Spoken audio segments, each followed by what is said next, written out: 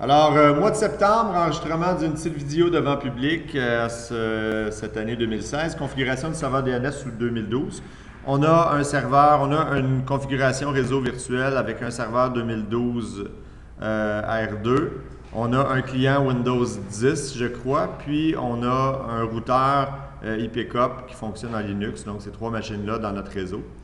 On va configurer le serveur DNS du 2012 R2. On va apprendre qu'est-ce que c'est qu'une zone de recherche inversée, une entrée de type A, un alias, puis les différentes commandes réseau qu'on va utiliser habituellement pour diagnostiquer puis tester le tout. Il faut comprendre que le serveur DNS a le mandat de transformer les adresses, les noms en adresses IP. Donc, lors de l'installation, on a eu configuration automatique de la zone de recherche directe, c'est-à-dire une zone de recherche qui va nous permettre, lorsqu'on donne un nom au serveur DNS, bien, il va me donner l'adresse IP correspondante, ce qui me permet de communiquer avec les machines. Une autre zone existe, une zone de recherche inverse ou inversée. Lorsque je donne une adresse IP à la zone de recherche inversée, bien, on me donne un nom. Alors, celle-là reste à faire. Celle-là n'est pas faite par défaut, il va falloir le faire. Dans la zone de recherche directe, les informations qu'on peut rentrer sont multiples. Une des informations, c'est une entrée de type A, qui en fait correspond à un hôte sur le réseau. La plupart des autres sont configurés automatiquement via le DHCP qui va faire les entrées dans le DNS, étant donné que le DHCP est autorisé au niveau d'Active Directory. Mais on peut faire une entrée A manuelle, où est-ce qu'on va avoir une correspondance entre un autre et son adresse IP. C'est habituellement ce qu'on fait lorsqu'on achète un nom de domaine sur Internet. On va configurer notre nom de domaine en fonction de l'adresse IP de notre hébergeur web ou de notre serveur web. C'est vraiment ce qu'on fait. Nous, on va le faire dans le cadre d'un intranet, mais c'est le même concept.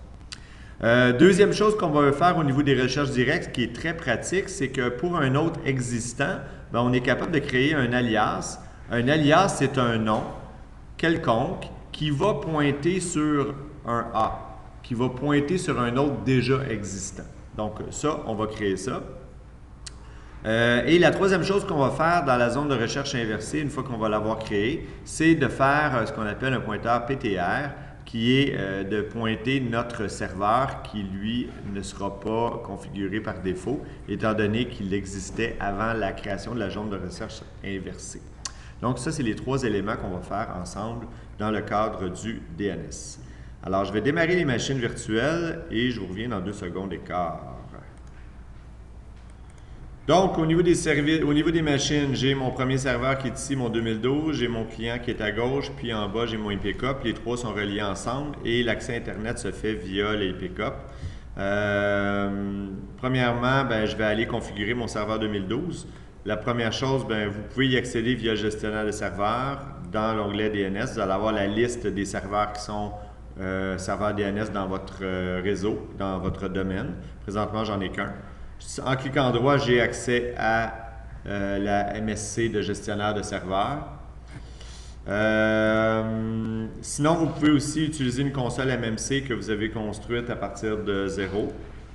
Et vous avez qu'à rajouter le snap-in DNS pour que ça fonctionne.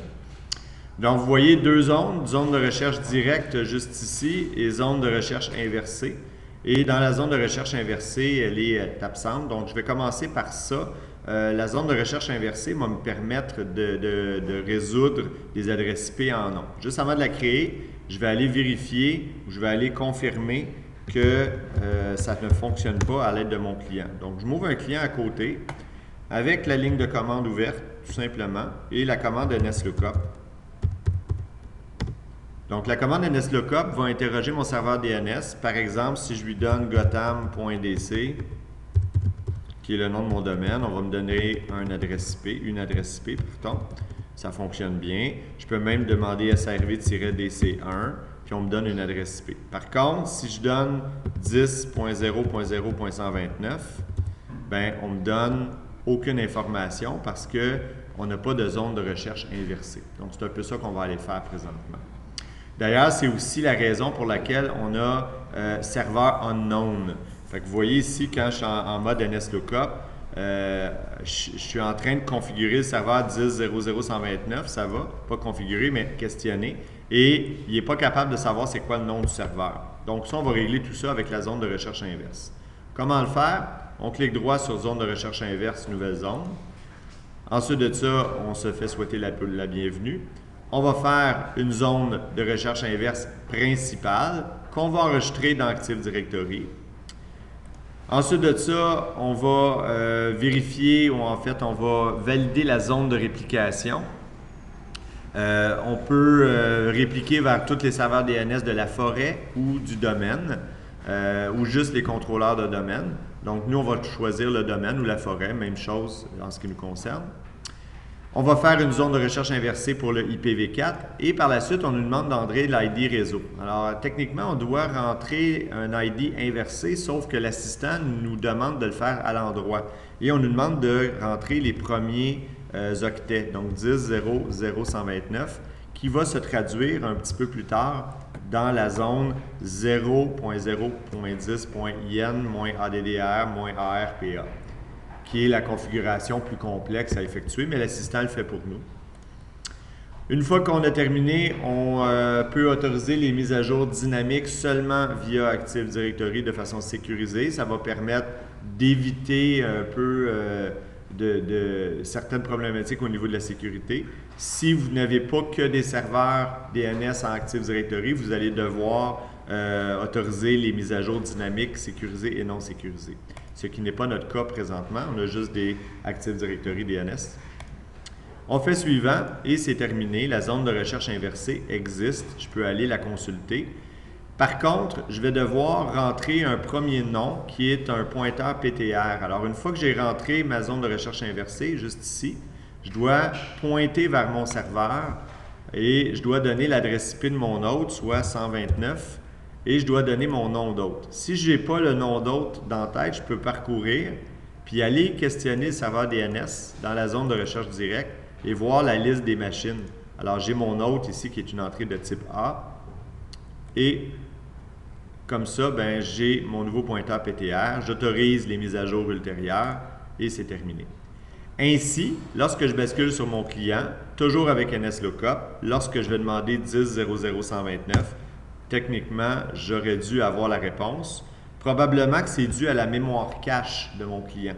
À ce moment-là, je quitte NSLOOKUP et je fais la commande suivante, ipconfig/flushdns. C'est une commande qui est bien importante lorsqu'on fait des modifications au serveur DNS parce que le client se souvient des entrées. Puis, je l'ai questionné juste avant, il ne trouvait pas la réponse. Même si j'ai fait l'entrée dans le serveur DNS, il ne trouvera pas plus. J'efface la configuration DNS de mon client et je reviens en mode, disons, NSLOOKUP. Il y a une grosse différence maintenant au niveau de NSLOOKUP. On voit le serveur par défaut et on voit son nom. C'est dû à la zone de recherche directe. Et si je donne l'adresse IP 10.0.0.129, à ce moment-là, je devrais avoir un nom comme réponse, qui n'était pas le cas tantôt. Ça, c'est la zone de recherche directe avec un PTR. Deuxième élément, j'aimerais ça être capable d'avoir un serveur que je rejoins avec le nom BAT-serveur. Alors, si je veux que mon serveur réponde au nom de BAT-serveur, soit en NSLOOKUP comme ça, ce qui n'est pas le cas, ça ne fonctionne pas, ou à la limite ping BAT-serveur, je voudrais rejoindre mon serveur. À ce moment-là, j'ai besoin d'un alias. Un alias, qu'est-ce que c'est? C'est un nom qu'on va attribuer à un autre existant. Alors, pour faire un alias, on doit aller dans la zone de recherche directe, dans gotham.dc, et on doit s'assurer que l'autre vers qui on pointe un alias existe bien.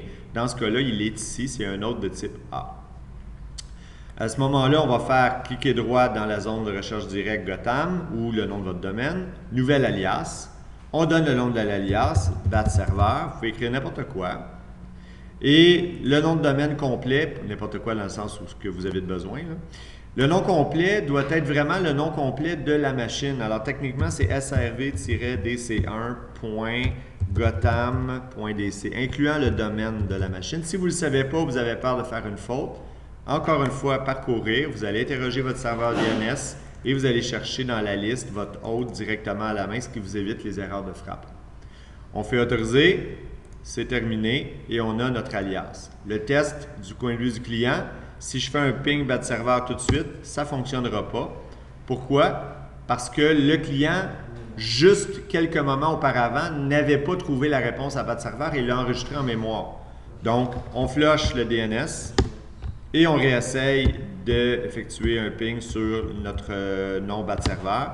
Et techniquement, ça devrait fonctionner parce que là, il y a résolution de nom. Troisième élément, un nouvel hôte. J'ai un hôte ici qui s'appelle rien, là. Il n'y a pas de nom. Là. IPCOP, c'est juste un routeur. Je peux faire un ping de ce routeur-là avec l'adresse 10.10.10.254 parce que je la connais. En tout cas, j'espère que c'est ça. Je vais aller vérifier mon adresse IP et je vous reviens.